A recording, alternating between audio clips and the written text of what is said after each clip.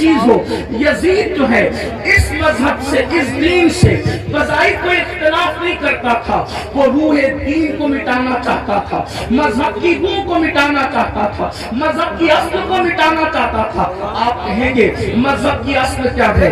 Number ایک، سب سے پہلی مذہب کی اصل یہ ہے کہ رسول اللہ صلی اللہ علیہ وسلم سے محبت اپنی جان سے زیادہ کی جائے، اپنے مال سے زیادہ کی جائے، اپنے وطن سے زیادہ کی جائے۔ سب سے پہلی اساس مذہب کی یہ ہے۔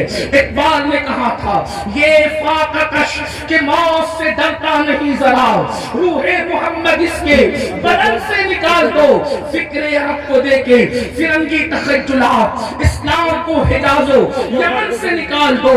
وہ رسول اللہ کی عقیدتیں، وہ رسول اللہ کی محبتیں، وہ رسول اللہ کا پیار۔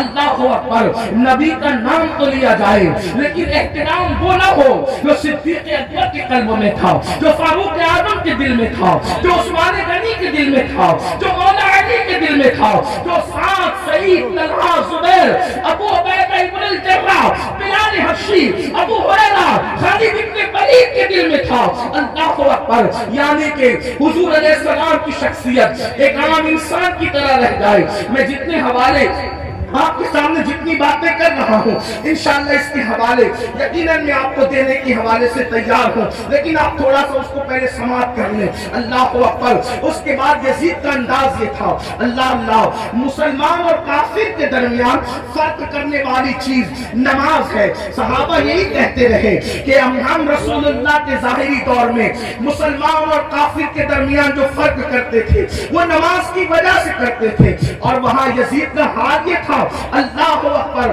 بعد میں آپ مروانی دور میں دیکھیں یزید کی فکر، اللہ اکبر، جمعہ کی نماز کا حال یہ تھا کہ جمعہ کا خطبہ اتنا طویل کرنے والے نے طویل کیا کہ عصر کا وقت بھی جانے لگا۔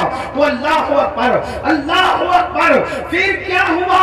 حضرت سیدنا عبداللہ ابن عمر جیسی ہستیوں نے ٹوکا تو اللہ اکبر، کہنے والے نے کہا کہ میں یہ چاہتا ہوں کہ آپ کے گردن کا بوجھ جو آپ کے جسم پر ہے اس کو ختم کر دیا جائے۔ میرے آقا علیہ الصلوۃ والتسلیم کے پیارے دیوانوں، اسی طریقے سے آپ دیکھیں یعنی کہ دین بدلنا، دین کا نام لے کر دین بدلنا، وہ دین جس میں نماز نہ ہو یعنی روح نماز، وہ دین جس کے اندر اللہ اکبر نشے کی مکمل طور پر کوئی رکاوٹ نہ ہو بلکہ نشہ کیا جاتا ہو۔ بلکہ یزید کے بارے میں حافظ ابن کثیر یہاں تک لکھتے ہیں کہ یزید اس نشیڑی کا اور نشہ کرنے والے کا نام ہے کہ جس نے سفر حج میں بھی شراب پینا بند نہیں کیا۔ اس نے سفر حج میں بھی، سنبل والوں اور گرد و نواح سے آنے والوں، آپ سے پوچھنا چاہتا ہوں ہمارے ہندوستان کا کتنا بھی بگڑا ہوا آدمی اگر حج کے لیے جائے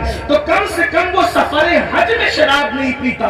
اللہ اکبر، لیکن وہ کس قدر بدبخت تھا، کس قدر بدترین اور پلید تھا ابن کثیر کے قول کے مطابق کہ اس نے سفر حج میں بھی شراب پی۔ اور بعض مورخین نے تو یہاں تک اس کے بارے میں کہا ہے کہ اس نے اشعار کہے۔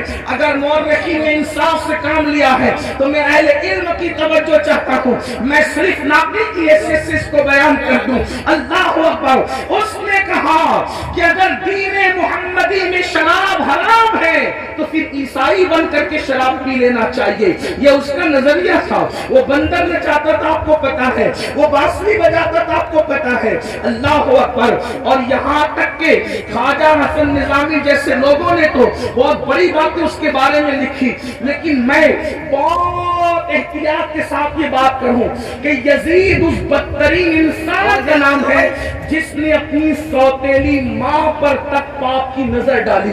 لوگوں نے اور آگے کے قصے لکھے ہیں، میں اس کی طرف نہیں جاتا، لیکن صرف اتنا کہنا چاہتا ہوں اس نے اپنی سوتیلی ماں پر بھی پاپ کی نظر ڈالی۔ شیخ محقق شیخ عبداللہ محدث دہلوی رحمۃ اللہ علیہ لکھتے ہیں اما جان سیدہ عائشہ صدیقہ کو اس نے بدترین گالی دی، اور وہ گالی شیخ محقق نے لکھا ہے لیکن مجمع میں میری بیان کرنے کی ہمت نہیں ہے۔ واللہ وہ سیدہ